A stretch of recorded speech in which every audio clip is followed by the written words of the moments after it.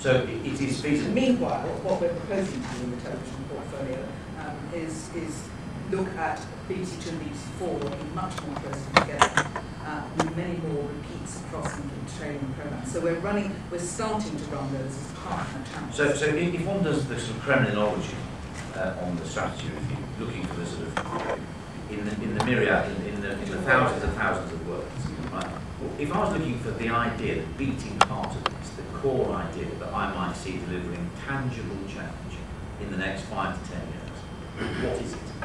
It's that what we're going to do is we're going to focus on, and I know you don't like this, but really, quality, distinctive public service content, and actually those who were critical of BBC's content in the days when we had Celebrity Sleepover shouldn't cajole. I'm trying not to say be snide about this, but anyway, shouldn't sneer at this. This is a significant BBC getting back to its public service knitting. So, content in these 5 key areas: content in the best journalism in the world, content in knowledge and cultural things, content in children's programmes. Sure, the problem is Celebrity Sleepover just wasn't very good. Well, also had a lousy time. Okay. Don't forget audiences. I'm going to break the format here because we're very fortunate to have Tessa Jowell here. And if I recall, Tessa, I remember you making a speech in the House of Commons which had the BBC jumping with joy. If I recall, about the importance of entertainment being so central to the BBC's mission. How do you, what do you think going on the strategy, or what should be going on the strategy? What's your assessment of where they are now, and what would you like to see them do? Well, I think that, and when you've been out of power for 4 weeks, you have to remind people who you are. I'm Tessa Jowell. I'm Tessa Jowell, and I was Culture Secretary for 6 years. And I negotiated the BBC licence fee, and I negotiated the charter, and was obviously involved with the structuring and timetabling of digital switchover. So, I'm very interested in what Caroline is saying on entertainment. I mean, the last charter review and the licence fee settlement, for the first time ever, was a process of constant and deliberative engagement with the public. I mean, I don't think there has ever been a public policy exercise which has been shaped so heavily by what the public said. And we began without entertainment as one of the core purposes of the BBC. Without it.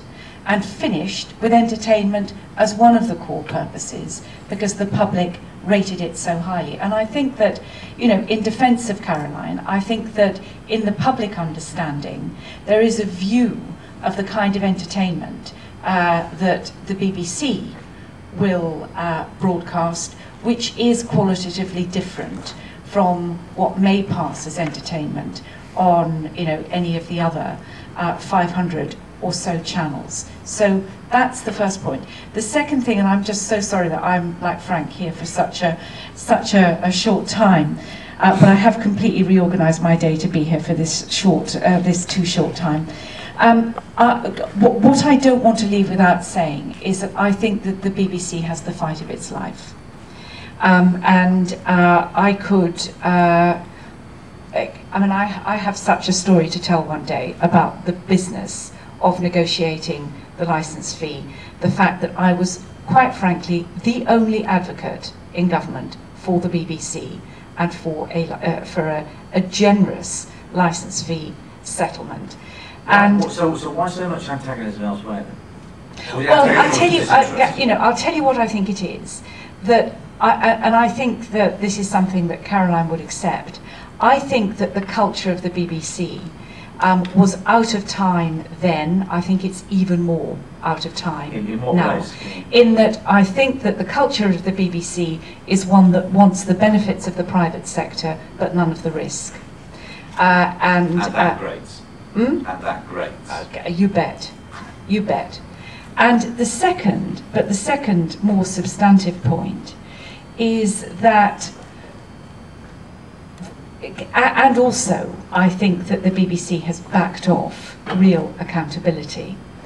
And the conception of the BBC Trust was essentially to put the licence fee payer in charge.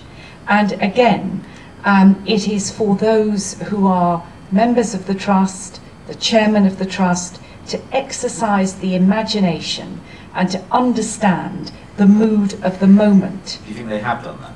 No. But I think that this is the moment for, I mean, the BBC could become the biggest mutual in the country. But it requires drive, focus, organisation, a love of the public realm with its democracy that implied that the BBC represents. And I think that's how the BBC becomes strong again. Because while the BBC is a negotiating partner with government, with Parliament, with the public essentially as bystanders who actually get extraordinarily good value for their licence fee money, actually. And that's why the level of support for the licence fee in the consultation was so surprisingly high. But I think that this is a kind of once in 20 years moment for the BBC Trust, as well as for the BBC, to understand the public mood of now and to get the public on their side. When you say the BBC is facing the fight of its life, David Cameron has gone out of his way to say, you know, I'm the most pro-BBC Tory Prime Minister there's ever been. And he also says, we've no interest in attacking the independence of the BBC, we're going to respect the Charter for the length of it. You know, there was lots of rubbish before that about making changes in the Charter and all that sort of stuff. And not only that, they've also said that they decided to avail themselves of what you put in place, the hypothecated elements in the licence fee for, should we say, other purposes, in your case digital switchover, in their case broadband rollout. Now, that might lead you to think that the BBC was, if anything, the licence fee of the BBC was, if anything, safer than they might otherwise have been, because the new government have bought into the use of the licence fee for their own reasons. Yeah, but the fact is... Well, where's the threat come from, do you think, ideologically? What form is it going to take? I think that the threat comes from the other commercial pressures on the government and the other big players, News International, Rupert Murdoch, you know, internationally, the reassertion, and I think that the case has to be made again for accuracy, impartiality in in BBC public service broadcast news and current affairs. So whether David Cameron, I'm sure he meant that at the moment at which he said it, but it is a commitment that is very elastic. I mean, you can have a BBC which is true to what he says, but much smaller in scale, much focused on particular kinds of programming and broadcasting, a much narrower definition of PSB. And you think that in the political establishment there's a degree of resentment to the BBC? Is that right way of putting it? Is it disinterest? I think I never, you know, I have to say, Steve, I never quite understood the level of hostility to the BBC. But it was tangible. Absolutely tangible. And if you know, I remember talking to Caroline about it when we had the Charter Review debate on the floor of the House of Commons, as is required. And you know, you know, and I don't think you can judge everything by politics and Parliament. Of course not. That's why I'm such a believer in opening this up and building these alliances through the BBC Trust as the shareholders in the BBC. That will give the BBC immunity. And in a way, you know, you can't expect politicians, some of whom will get regularly beaten up, to feel grateful.